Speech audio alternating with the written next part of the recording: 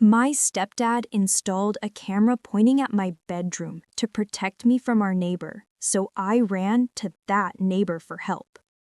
I was 9 when Thomas moved in next door to us. He had just lost custody of his 2 young daughters, and as soon as my stepdad saw him, he rushed over to me. "That man there is a creep," he said, grazing my lower back. "I'll have to start doing things to protect you, sweetheart." He then gave me this weird smile, almost as if he liked that a supposed predator moved in next to us. That night, he installed a security camera to watch Thomas, but the security camera pointed at my bedroom. He started these nightly safety checks where he'd come into my room after Mom fell asleep. He'd sit on my bed and explain in way too much detail what men like Thomas supposedly wanted to do. The first time I tried telling Mom about the weird feeling Jeff gave me, she was folding laundry in the living room. "Mom, Jeff keeps coming into my room at night and, oh honey," she cut me off without even looking up. "Jeff loves you like his own daughter." "But Mom, the camera he put up is pointing at my window." She finally looked at me, but her face was annoyed, not concerned. "Stop being dramatic. Jeff knows what he's doing. He manages security for his business. Plus, he's just protecting you from that creep next door who looks at you all the time." She then gave me this awkward half hug, then told me to go do homework. But there was something weird about what she said. Thomas never even looked at me or any kids. When the school bus stopped at our corner, he'd go back inside. When families walked by, he'd turn away. But there was something he did. Whenever Jeff took me out alone for ice cream or to the park, Thomas would suddenly need to walk his dog. When Jeff set up a kiddie pool and bought me this tiny bikini that made me uncomfortable, Thomas picked that exact moment to wash his car. Jeff got worse after that.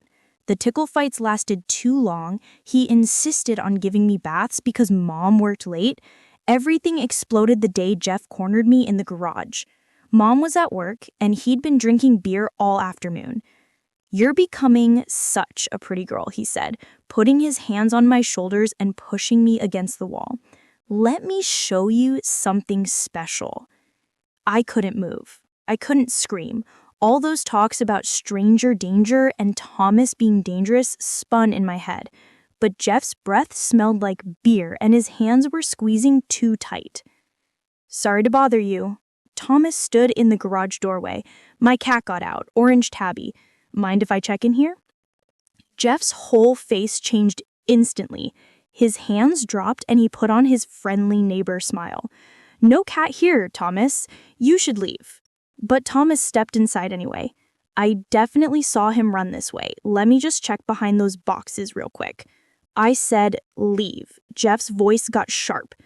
"Just need to find my cat, Thomas." So the next day when I found Thomas walking his dog, the words just spilled out of me. "Jeff does things. He touches me and—" "I know," Thomas said quietly. "I've been documenting everything." He then took me to the police station to report it. But when we walked in, things didn't go our way at all. Instead of the police officers listening to a child telling them that their stepdad was touching her, they laughed. They looked at Thomas and told him, "Stop manipulating this young girl. Jeff Morrison coaches softball. He runs a charity thrift store. He'd never do that. You, on the other hand, it seems fitting given your past why you're here with this little girl." I tried to speak up to defend Thomas and explain my truth, but a woman officer actually led me away and interviewed me. She didn't ask about my stepdad, she asked about Thomas. And no amount of explaining got through to her. They sent us both out of the station, but only after threatening to arrest Thomas if he made another report. The police must have called Jeff right after we left, because when I got home, both he and Mom were waiting in the living room. Mom's face was red with fury as she grabbed my shoulders and shook me. "Do you know what people will say? Jeff's reputation could be ruined because of you." I saw him behind her, staring at me with his hand on his trousers. That night, he came into my room. I won't describe what happened, but when he finally left, I could barely move. I lay there for an hour, maybe two, too traumatized to speak, cry, do anything. Then, when they were finally asleep, I did something I'd never done before. I opened my window as quietly as possible and climbed out. I had to get help. I limped across the dark yard to Thomas's house and knocked softly on his back door. And when he opened it, that's when I saw them. His two daughters on the couch in the living room, covered in bruises. My heart stopped.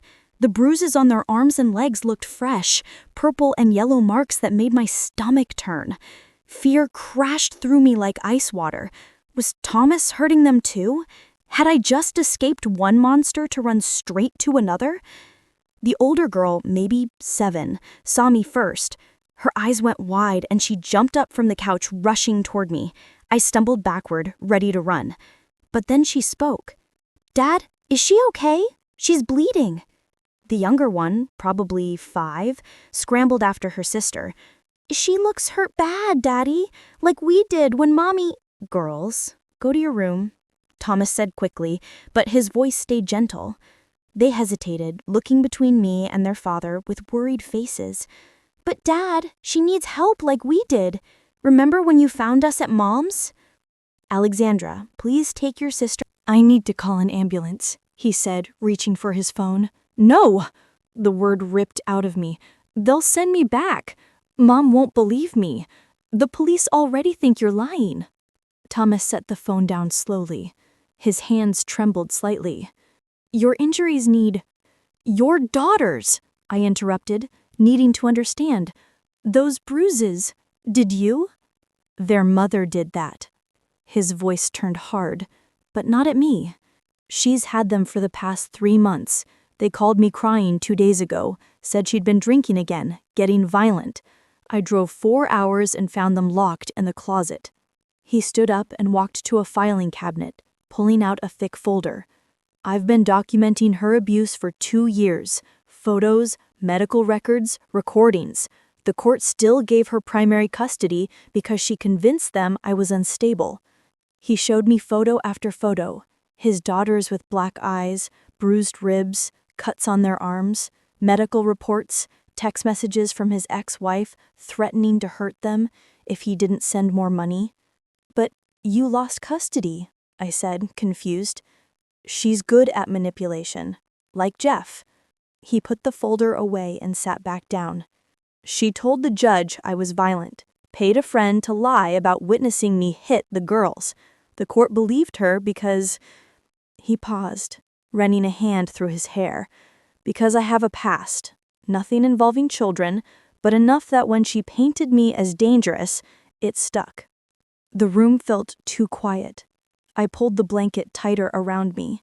"I need to document what Jeff did to you," Thomas said carefully. "Photos of any injuries. Write down everything you remember. We'll build a case they can't ignore. They already ignored us once. That was one attempt. We don't stop." He grabbed a notebook and pen. "Start from the beginning. When did Jeff first—" A car door slammed outside. We both froze. Through the window, I saw Jeff's truck in my driveway earlier than usual.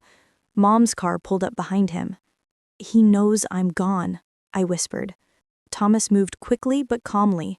"Girls," he called up the stairs. "Quiet time. Stay in your room." He led me to his kitchen, away from windows. "They can't legally force you back tonight. You're injured and reporting abuse, but they'll try." The pounding on his front door started less than a minute later. "Thomas, open up! I know she's in there." Jeff's voice boomed through the house. Thomas looked at me. "Do you want me to answer?" I nodded, too scared to speak. He walked to the door, but didn't open it. "She's safe, Jeff. Go home." "Safe? You kidnapped her. Open this door, or I'm calling the police." "Please do," Thomas replied evenly. "I'll show them her injuries." Silence. Then Mom's voice, shaky and high. "Please, Thomas. She's confused. She makes up stories. Just let me take my daughter home." "She's not making anything up, and you know it." More silence. Then Jeff again, lower, more threatening. Jeff kicked the door hard enough to rattle the frame. "You're done, you hear me? Done." We heard them arguing as they walked away. Mom's voice carried back. "Maybe we should just call the police. Let them sort—" "Shut up," Jeff snapped. "You want everyone knowing your daughter's a liar? That she's troubled? I'll handle this." Their car doors slammed, engines started, but instead of leaving, they sat in their driveway, watching Thomas's house. "They're not going anywhere," I said, peeking through the blinds. "Good, let them watch." Thomas handed me the notebook again. "Write everything. Date it. Be specific." I started writing, my hand shaking so bad the words looked like scribbles. Thomas made tea and set it beside me, then went to check on his daughters.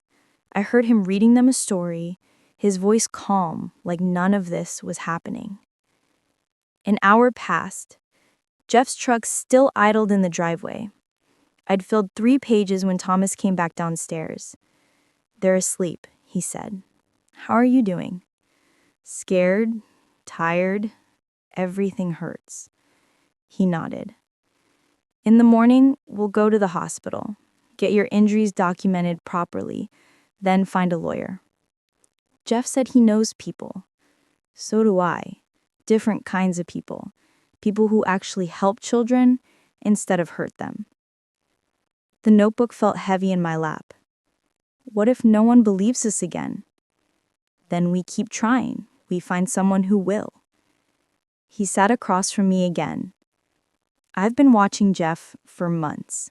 The way he looks at you, the excuses to be alone with you. I started keeping notes, taking pictures when I could, like when he made you wear that bikini. I have photos of him watching you, his expression, the way he positioned that pool so he could see it from multiple windows." Thomas pulled out another folder. "I've documented every incident I've witnessed. The late-night visits to your room when your mom's car isn't home, the times he's taken you out alone, how you look when you come back." Page after page of detailed notes, times, dates, observations, photos taken from his window showing Jeff leading me to his truck. My body language screaming discomfort. "Why did you do all this?" "Because I recognized the signs. The grooming, the isolation, the way he was setting you up." His voice got quiet. "My ex-wife did the same thing to our girls. Convinced everyone I was dangerous while she was the one hurting them. I couldn't let it happen to another child." A knock at the back door made us both jump, but it wasn't Jeff. "Mr. Thomas?" a small voice called. "Mrs. Grant." She sat down heavily in a kitchen chair. "I've wondered, the way that man watches you, how nervous you get around him." She looked at Thomas. "Is that why Jeff's sitting in his driveway like a guard dog?" "He's trying to intimidate us," Thomas explained. "We went to the police earlier, but they didn't believe you." Mrs. Grant's mouth pressed into a thin line. "Of course not. Jeff coaches their kids, donates to their fundraisers." She reached over and patted my hand. "What do you need?" The simple question broke something in me. I started crying again, ugly sobs that shook my whole body. Mrs. Grant just sat there holding my hand while Thomas got more tissues. "We need people to know the truth," Thomas said. "Jeff's going to spin this, make me the villain, say I kidnapped her, filled her head with lies. Then we better start spreading the truth first." Mrs. Grant pulled out her phone. "I'm calling my daughter. She's a social worker in the next county. They won't have the same allegiances." While she made calls, Thomas helped me finish documenting everything. Every incident, every touch, every threat. My hand cramped from writing, but I didn't stop. Jeff's truck finally left around midnight. Thomas insisted I sleep in his daughter's room on a camping mattress on the floor. The girls woke up when I came in. "Are you staying?" the younger one whispered. "Just tonight." "That's what Dad said about us, but we've been here 2 whole days now." She sounded happy about it. "Maybe you can stay 2 whole days too." I lay there in the dark, listening to their breathing, feeling safer than I had in months. But I knew Jeff wouldn't give up. He'd come back with a plan, with lies, with ways to hurt Thomas and get me back. Sure enough, the next morning brought new problems. Thomas woke me early, his face grim. "Jeff's been busy. Look." He showed me his phone. The neighborhood Facebook page was full of posts about Thomas luring me to his house, how I'd been seen climbing through his window at night, how he manipulated a troubled child who made up stories about her loving stepfather. "They're believing him," I said, scrolling through comment after comment supporting Jeff. "Some are, but look," he pointed to a few dissenting voices.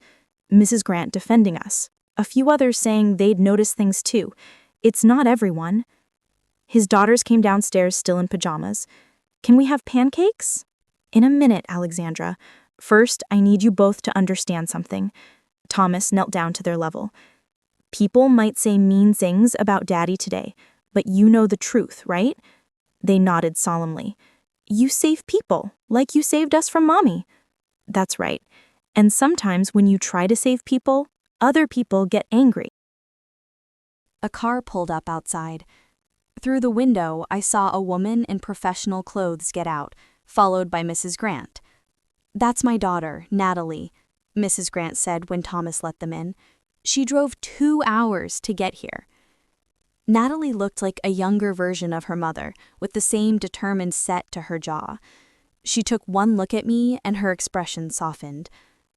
"I'm a mandated reporter," she said, "which means I have to file a report about what's happened to you, but I can file it in my county where Jeff doesn't have connections." "They'll just send me back." "Not if we do this right. First, we need to get you to a hospital. Document everything. Then we file reports with multiple agencies, CPS, state police, anyone who will listen. Jeff will say Thomas kidnapped me. Then we'll prove otherwise. Thomas, do you have security cameras?" He nodded. "They'll show her coming here on her own, injured, seeking help." "Good. We'll need that footage." Natalie turned to me. "This won't be easy. Jeff will fight back. He'll try to discredit everyone helping you. Are you prepared for that?" I thought about going back, about more nights with Jeff, about Mom choosing him over me again and again. "I'm ready." The next few hours blurred together. The hospital, where a kind nurse took photos of every bruise and cut.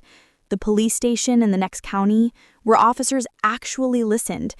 Natalie filing report after report, making calls, refusing to let anyone dismiss us. But Jeff wasn't idle.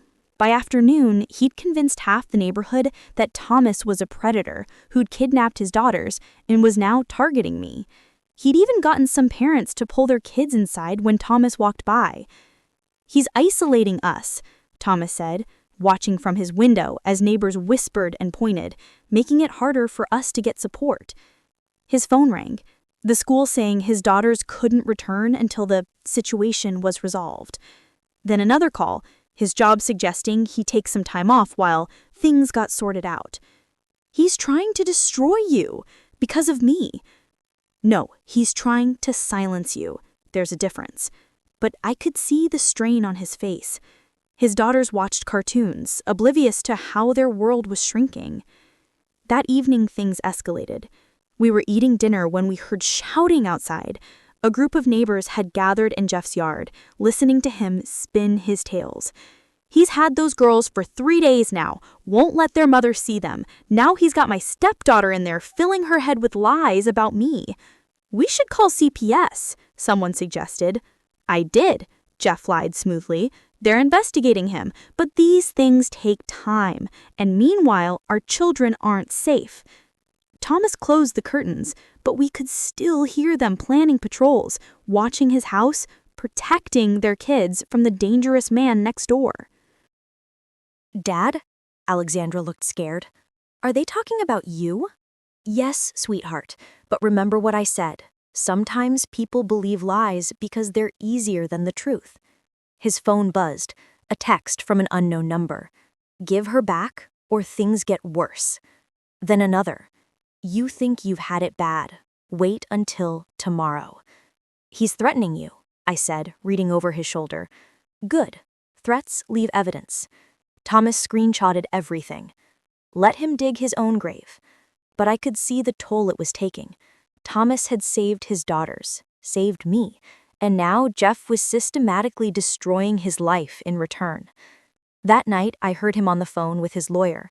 His ex-wife was using the situation to file for full custody again. The neighborhood complaints were being added to her case. Even though he'd saved his daughters from abuse, he might lose them because he tried to save me too. I found him sitting on his back porch after the call, head in his hands. "I'm sorry," I whispered. "I've ruined everything for you." He looked up, eyes fierce. "No. Jeff ruined everything. Your mother ruined everything. The system that fails kids like you ruined everything. You did nothing wrong. But your daughters, they will be fine. I've fought for them before, I'll fight again." He managed a tired smile. "Besides, Natalie says our case is strong. The hospital documented extensive injuries. The police in her county are taking it seriously. Jeff's going to have bigger problems than spreading rumors soon." As if on cue, his phone rang. "Natalie." "They're moving tonight," she said, her voice excited through the speaker. "The state police want to arrest Jeff before he has time to destroy evidence or intimidate more witnesses. They'll be there within the hour." My heart pounded. This was it. Either they'd believe us, and Jeff would finally face justice, or what if he convinces them too? I asked. "He won't," Natalie said firmly. "I've made sure the right people are handling this. Officers who specialize in these cases, who know how predators operate." We waited, watching the clock. 40 minutes, 50, then blue and red lights filled the street. But they weren't heading for Jeff's house. They pulled up to Thomas's. My stomach dropped as the police car doors opened. 2 officers stepped out, their faces unreadable in the flashing lights. Thomas squeezed my shoulder gently before walking to the front door. "Stay here with the girls," he said quietly.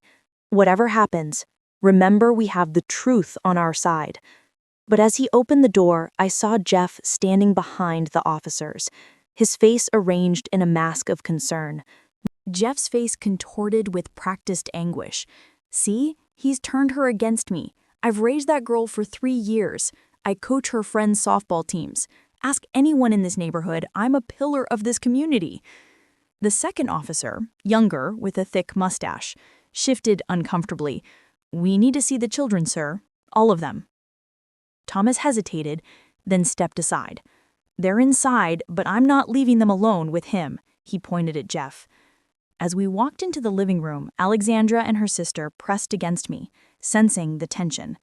The officer's eyes swept over us, taking in the girls' fading bruises, my notebook still on the coffee table, the blanket I'd wrapped around myself the night before. "She needs to come home," Jeff said, reaching for me. "Her mother is worried sick." I flinched away from him, and the female officer noticed. "Miss, are you hurt?" Before I can answer, Jeff jumped in. "She's always been dramatic, makes up stories for attention. That's why we've been considering therapy. I have hospital records from this morning, documenting her injuries, and these are photos of my daughter's injuries from their mother's abuse." The male officer barely glanced at the papers. "That's a matter for family court, sir.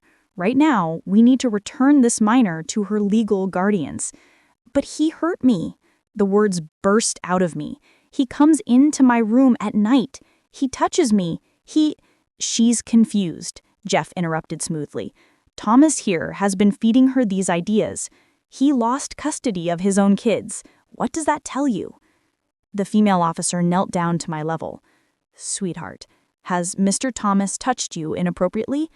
"No, Thomas saved me.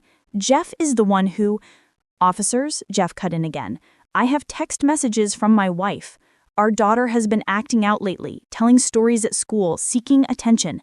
We think Thomas has been grooming her, taking advantage of her vulnerability." He pulled out his phone, showing them what looked like a conversation with Mom. My heart sank as I realized he'd been preparing for this, creating false evidence while we'd been building our real case. The younger officer read the messages, his expression hardening.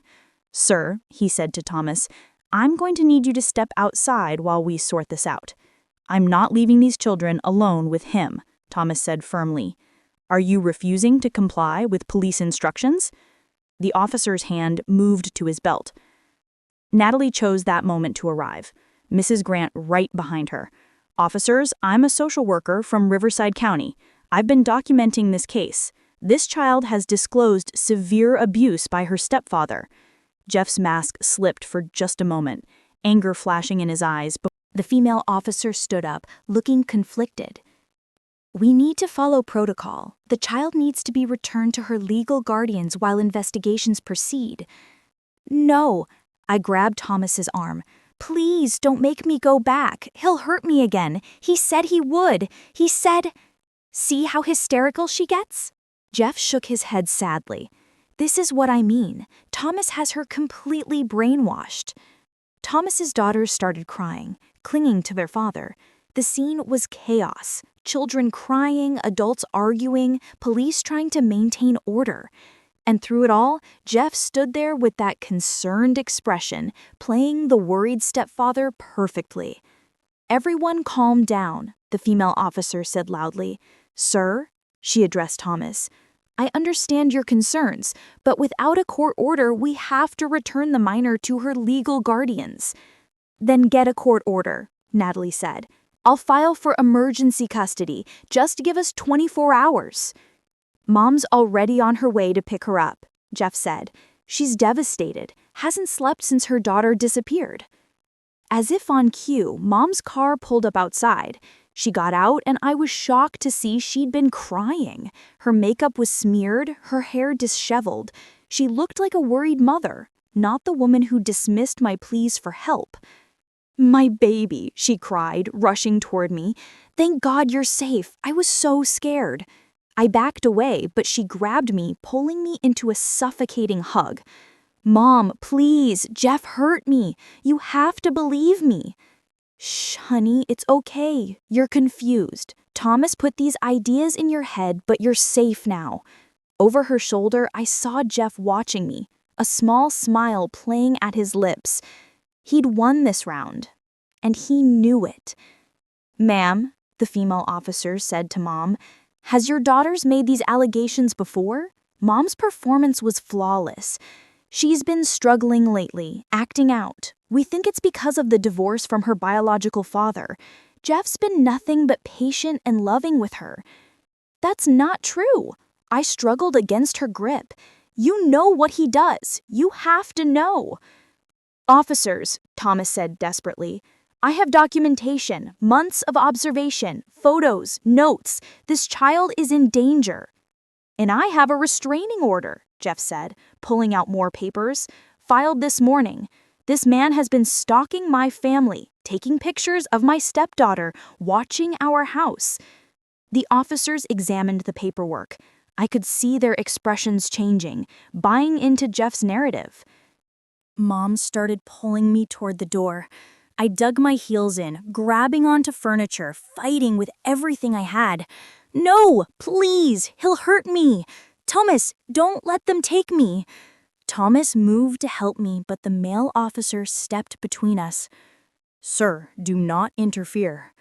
"Dad," Alexandra cried out, "don't let them take her. She's scared, like we were scared of Mommy." Her words hung in the air for a moment. The female officer paused, something flickering in her eyes, but Jeff was ready. "See? He's even got his own kids involved in his delusions. Officers, this man is dangerous. Who knows what he's been doing to those poor girls?" That did it. The female officer's expression hardened. "Sir, we're going to need you and your daughters to come to the station for questioning." "What?" Thomas stared at her in disbelief. "I'm trying to protect a child from abuse, and you're treating me like a criminal?" "Just routine questions," she said, but her tone suggested otherwise.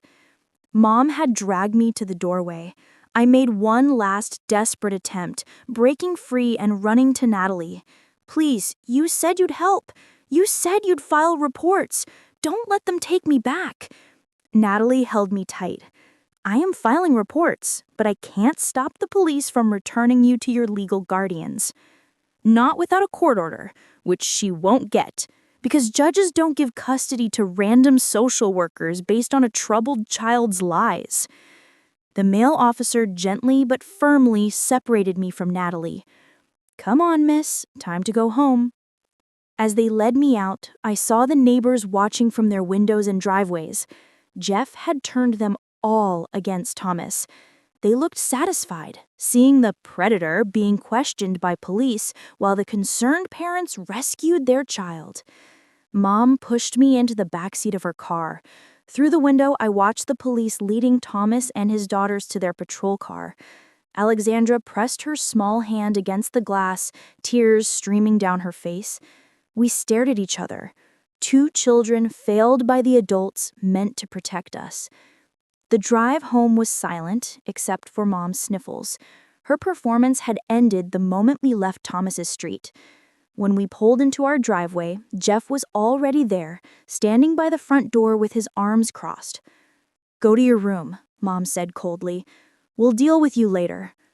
I ran inside, but Jeff caught my arm in the hallway. He leaned close, his breath hot on my ear. You think you're smart? You just made things so much worse for yourself and for Thomas. He released me with a shove. Outside, I could hear Mom and Jeff talking in low voices, planning their next move. An hour later, Mom came in without knocking.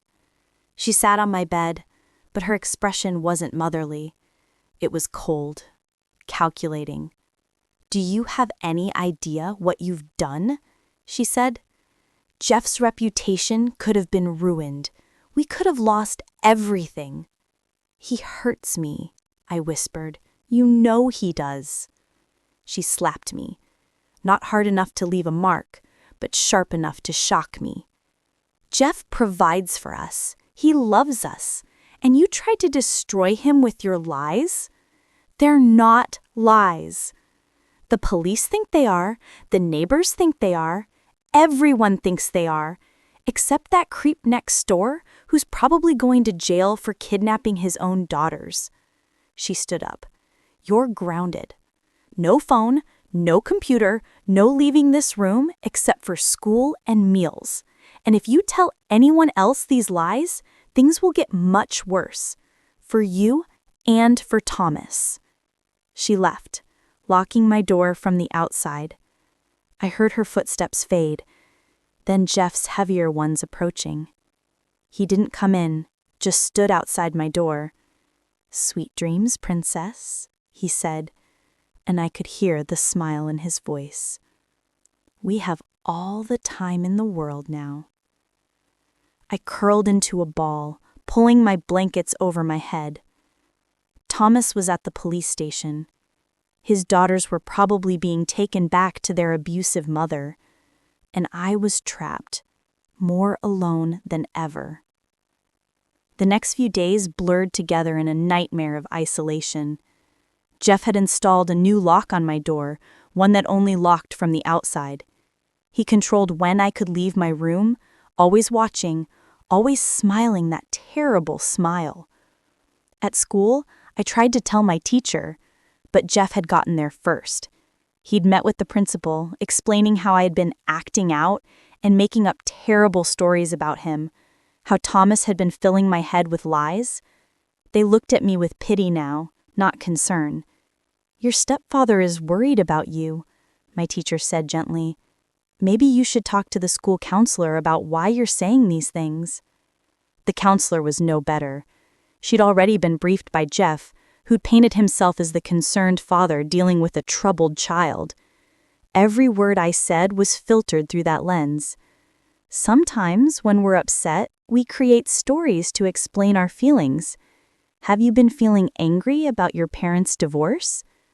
This isn't about the divorce. But Thomas didn't give up. I saw him sometimes, walking his dog at the exact edge of the restraining order boundary.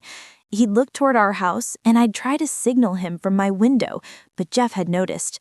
Seems like Thomas can't take a hint, he said one evening, standing behind me at my window. Maybe I need to help him understand. The next day, Thomas's car tires were slashed. The day after that, someone spray painted Predator on his garage door. Jeff had alibis for both incidents, of course. He'd been at work with dozens of witnesses, but I knew he was behind it. Just like I knew he was behind the sudden problems Thomas faced at work, the anonymous complaints to his employer about his concerning behavior around children. 2 weeks after I'd been forced home, everything escalated. Jeff had started his nighttime visits again, each one worse than the last. I'd tried barricading my door with furniture, but he'd simply removed it all while I was at school. That night, I heard him coming down the hallway, but then I heard something else, a soft tapping at my window. I rushed over to see Mrs. Grant standing in our backyard holding a flashlight. "Open the window," she mouthed. I struggled with the lock Jeff had installed, but managed to crack it open a few inches. "Thomas sent me," she whispered urgently. "He can't come himself because of the restraining order, but we know you're in danger. Natalie's been fighting to get an emergency hearing. We just need a little more time." "I don't have time," I whispered back, hearing Jeff's footsteps getting closer. "He's coming." "Tomorrow night," Mrs. Grant said quickly. "Be ready. We're going to—" My door opened and Jeff stood there, his face dark with anger. Mrs. Grant ducked below the window, but he'd seen her flashlight. "Who were you talking to?" he demanded. "No one. I was just—" He crossed the room in 2 strides, shoving me aside to look out the window. Mrs. Grant was gone, but he saw the disturbed grass where she had been standing. "That old," he snarled. "She's working with Thomas, isn't she?" He grabbed my arm, squeezing hard enough to bruise. "What did she tell you? What are they planning?" "Nothing. She just—" He shook me hard. "Don't lie to me. I know they're planning something, but it won't work. I'm too smart for them." He stormed out, and I heard him on the phone with Mom. Within minutes, they were both in the living room strategizing. I pressed my ear to my door, trying to hear. "We need to discredit her, too," Jeff was saying. "Make it look like she's part of Thomas's delusions. I'll call the police tomorrow." Mom agreed. "Tell them she's been harassing us, helping Thomas stalk our daughter." The next day at school, I tried to find someone, anyone who would listen, but Jeff's poison had spread too far. Teachers redirected me to the counselor. The counselor talked about my fixation on these stories. Even my friends avoided me now, their parents having warned me about my lies. During lunch, I saw a police car in the school parking lot. My heart leapt. Maybe they were here to investigate Jeff. But then I saw him walking out of the principal's office with 2 officers, shaking their hands, looking concerned and fatherly. He saw me watching and winked. That afternoon, I was called to the principal's office. The same 2 officers were there, along with the principal, the counselor, and Mom. "Honey," Mom said, her voice syrupy sweet, "these officers need to ask you some questions about Mrs. Grant." The female officer leaned forward. "We've received some concerning information about Mrs. Grant's relationship with Mr. Thomas, and we understand she's been trying to contact you." I knew this was a trap, but I didn't know how to avoid it. "She's just worried about me." "Worried or involved in something inappropriate?" the male officer asked. "Your stepfather found some disturbing photos on Thomas's computer, photos of children, including you." "That's not true," I protested. "Jeff is lying. He's making all of this up." Because what?" Jeff interrupted, his voice gentle, but his eyes hard. "Because I care about your safety? Because I'm trying to protect you from predators?" "You're the predator," I screamed, jumping to my feet. "You're the one who hurts me. You're the one who—" Mom grabs me, pulling me back down. "See, this is what Thomas has done to her, filled her head with these terrible ideas. Now Mrs. Grant is involved too, helping him manipulate our daughter." The officers exchanged glances. I could see they believed every word. "We'll need to question Mrs. Grant," the female officer said. "And we'll need you to stay away from her," she added to me, "for your own safety." I felt the walls closing in. Jeff had systematically eliminated everyone who could help me. Thomas was neutralized by the restraining order. His daughters were back with their abusive mother. Mrs. Grant would soon be under investigation. Natalie was fighting the system, but the system was rigged in Jeff's favor. That night, Jeff came to my room with a smile. "You see how this works?" he said, sitting on my bed. "I own this town, I own the police, I own your school, and I own you." He reached for me and I scrambled away, but there was nowhere to go. Thomas can't save you, that old lady can't save you, no one can save you, so you might as well stop fighting. I kicked at him, screaming, hoping Mom would hear and finally do something. But she never came. Jeff left eventually, leaving me sobbing on the floor. I crawled to my window, desperate for air, for escape, for anything. That's when I saw it. A small piece of paper tucked into the window frame from outside. I managed to work it free with my fingernail. It was from Thomas, his handwriting cramped and urgent. "Tomorrow, 3 p.m. Be ready." I didn't know what he was planning, but it was my only hope. I tucked the note under my mattress and tried to sleep, counting down the hours until 3 p.m. The next day dragged by. Jeff watched me more closely than ever, as if he sensed something was coming. He'd taken the day off work to keep an eye on things, he said. At 2:45, I heard sirens in the distance. Jeff went to the window, frowning. The sirens got closer, and I saw smoke rising from somewhere in the neighborhood. "Fire at the Johnsons," Mom said, looking out another window. "Looks bad." Jeff cursed. The Johnsons were 3 houses down, close enough that the fire department would want to evacuate surrounding homes as a precaution. Sure enough, a firefighter knocked on our door minutes later.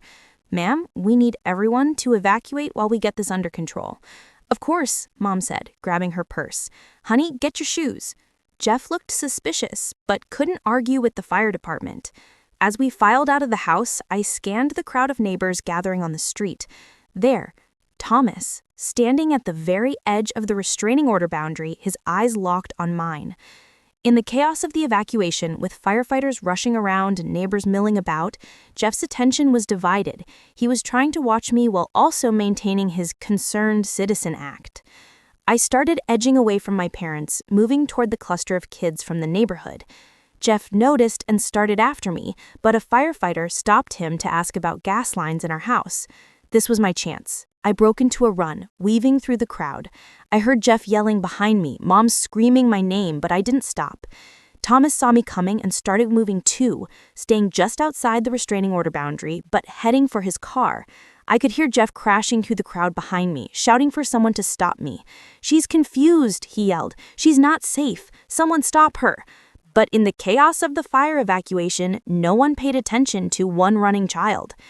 I reached the boundary line just as Thomas reached his car. He couldn't cross to help me. That would violate the order and give Jeff everything he needed to have Thomas arrested. "Run to Mrs. Grant's house," Thomas shouted. "Natalie's there with papers." I veered left, sprinting toward Mrs. Grant's house 2 streets over. Behind me, Jeff had given up on getting help and was chasing me himself. He was faster, gaining ground. My lungs burned as I ran, my legs shaking from weeks of being locked in my room. I could hear Jeff's footsteps getting closer, his breathing heavy with rage. Mrs. Grant's house came into view. The front door was open, Natalie standing on the porch with another woman in a suit. "Hurry," Natalie called. I pushed myself harder, but Jeff's hand brushed my back, grabbing for my shirt. I twisted away, stumbling, but staying on my feet. Just a few more yards. "Got you!" Jeff's hand closed on my arm, yanking me backward. But we were in Mrs. Grant's yard now, and the woman in the suit stepped forward. "Let her go, Mr. Morrison. I'm Judge Patricia Hawkins from Family Court. I've just signed an emergency protection order." Jeff's grip loosened in shock. "What? You can't—" "I can and I have," Judge Hawkins said calmly. "Based on the evidence Miss Natalie presented, including medical records, photographs, and sworn statements from multiple witnesses, I'm placing this child in emergency protective custody." "This is kidnapping," Jeff sputtered. "I'll have your job, You'll do nothing," Thomas said, appearing at the edge of the yard, still carefully outside the restraining order boundary, "except face the consequences of what you've done." More sirens approached, but these weren't fire trucks. 2 police cars pulled up and officers I didn't recognize got out. State police, not local. Jeffrey Morrison, one said, "We have a warrant for your arrest on charges of child abuse, sexual assault of a minor, and witness intimidation." Jeff's face went white. He looked around wildly, seeing Mom running up the street, seeing the neighbors starting to gather, seeing his carefully constructed world crumbling. "This is a mistake," he said, but his voice had lost its confident edge. "I'm a pillar of this community. I coach softball. I run a charity. You're a predator," Mrs. Grant said quietly, "and we have proof." As the officers approached with handcuffs, Jeff made one last desperate play. "She's lying. They all are. Thomas manipulated them. Check his computer. You'll find things. I guarantee it." "We did check his computer," one of the state officers said. "We found the evidence you planted there yesterday. We also found your fingerprints on the USB drive you used to transfer it. Your mistake was buying that drive with your credit card." Jeff's mouth opened and closed like a fish. Behind him, Mom had stopped in the middle of the street, her face a mask of shock. "Mom!" I called out, some part of me still hoping she'd choose me.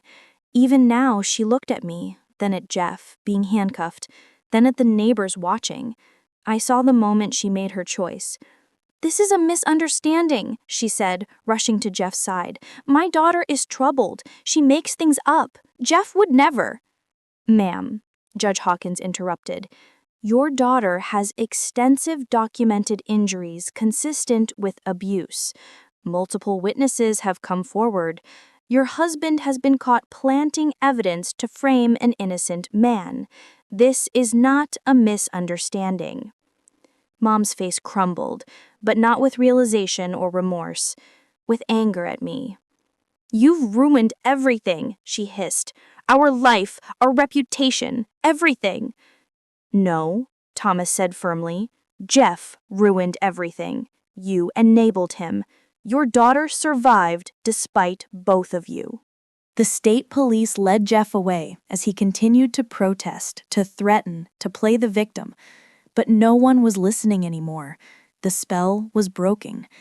Neighbors who had shunned Thomas now looked ashamed. Parents who had believed Jeff's lies whispered among themselves. The truth, so long suppressed, was finally in the light. "What happens now?" I asked Natalie. "Now you're safe," she said, putting her arm around me.